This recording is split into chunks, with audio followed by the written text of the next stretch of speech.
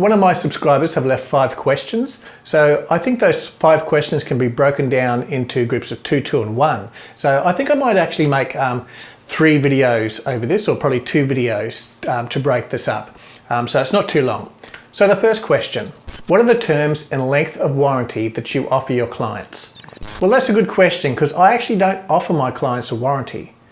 In actual fact, it's never come up with any of my clients of how long does this website last for and how much do you get out of it. So I guess if I was going to write a warranty, I would bring into a lot of factors into it. One of the things would be how long does the software last for? So if you're using a version of software, so say whether it be WordPress or Joomla, if you're using a version, like currently Joomla is up to 8.1 or something like that, I think. Now Joomla has minor version updates, usually security patches, and then usually major updates, which would go major-ish updates, which would add in new features and so on. And then of course they've got their big updates, which go from Joomla 1.5 to Joomla 2.5 and then Joomla 3. Okay, and then the next one coming out shortly will be Joomla 4. So being that I don't do too much work with WordPress, well, I'm not too sure about the versions there, but I should imagine it works the same way. And this is where it would have to get tricky, because you're going to have to make a pretty in-depth terms and conditions on this sort of stuff if you want to abide by it. Now, I really do offer my clients support packages. In actual fact, and this sort of gets covered with the next question. So the question is, do you charge monthly maintenance fee to provide support?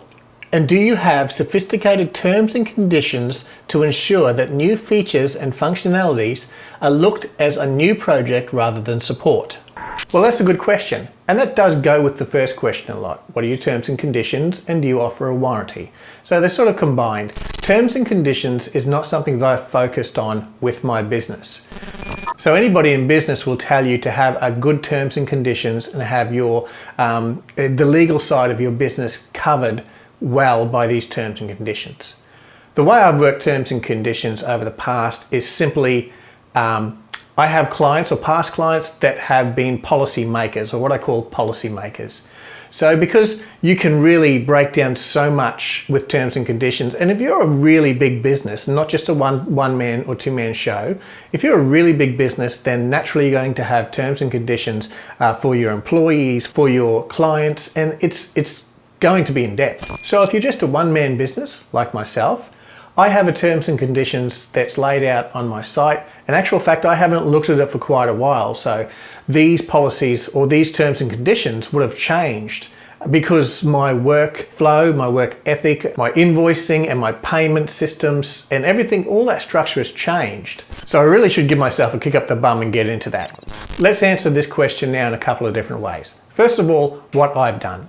Now, what I've done, because I've never had a client that has really been difficult. So let's say the first process, I get a client, I start talking to the client, and they're ready to go ahead with the website. They often ask, what's the next step? Well, the next step really is me sending out a quote. Now, my quote does have a detailed breakdown of what I will be doing for the website. And I have streamlined this a lot over the years. I have sent detailed quotes out to clients in the past, and it confuses them.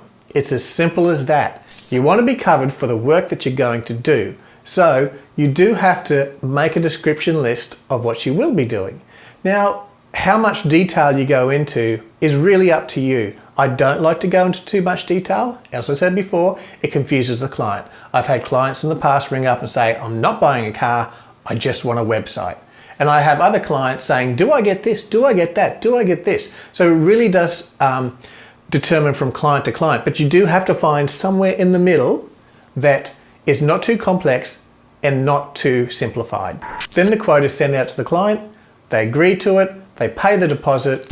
Essentially, this is the contract that I have. I do reference the terms and conditions on my site and also mention that by accepting this quote, you're accepting the terms and conditions.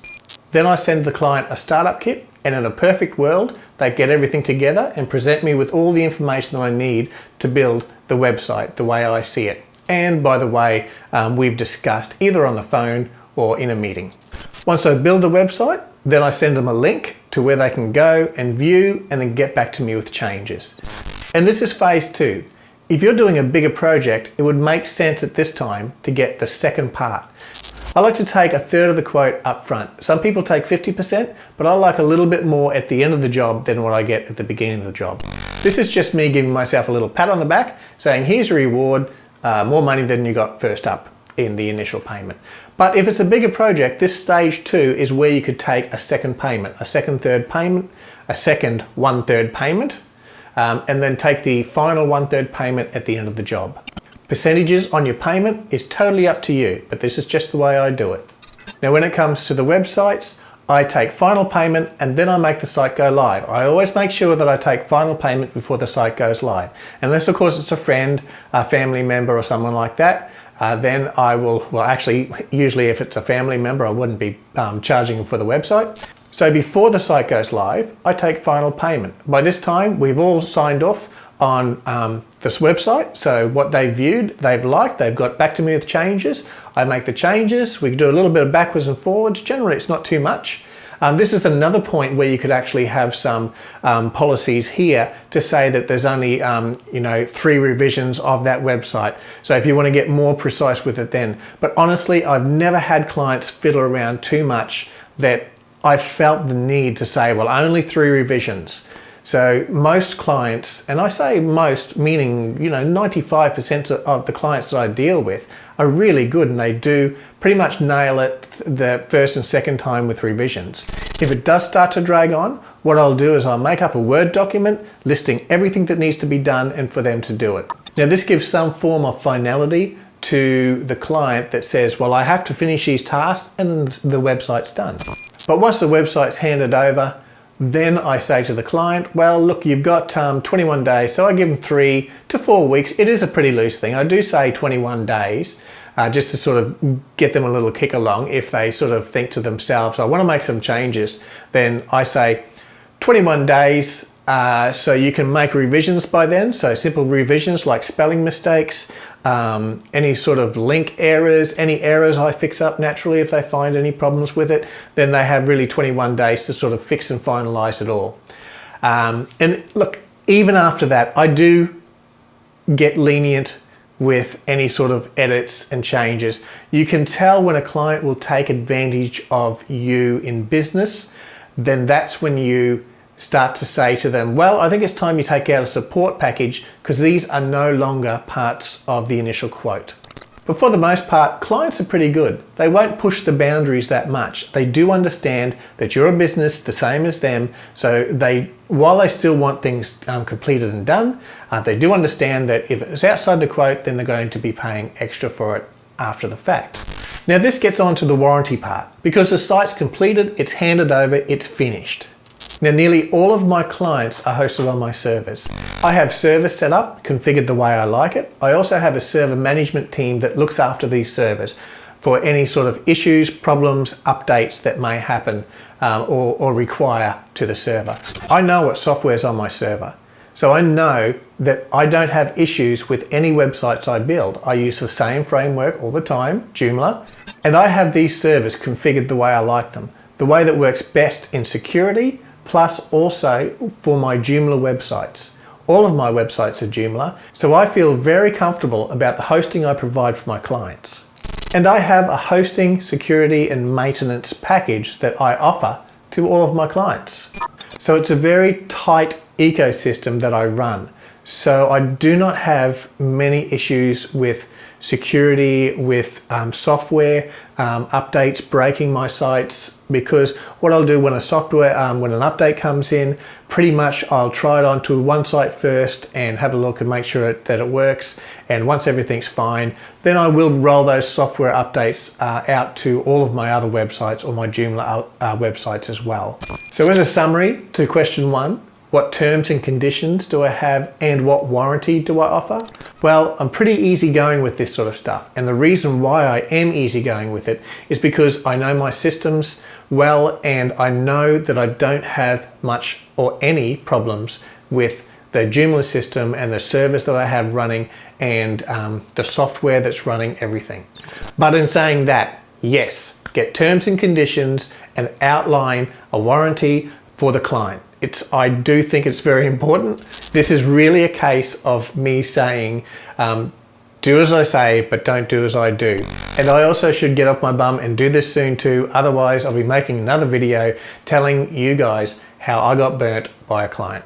And in summary to the second question, which was maintenance fees, updates, and making terms and conditions so that I specify exactly what updates will be done. I think, yes, once again, do this. This is an important thing. Outline it for yourself as well.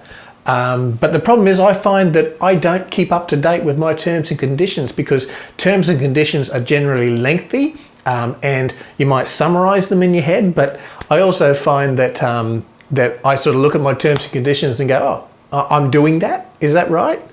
I don't have maintenance packages running, and I think this is a sort of a outdated model of web design.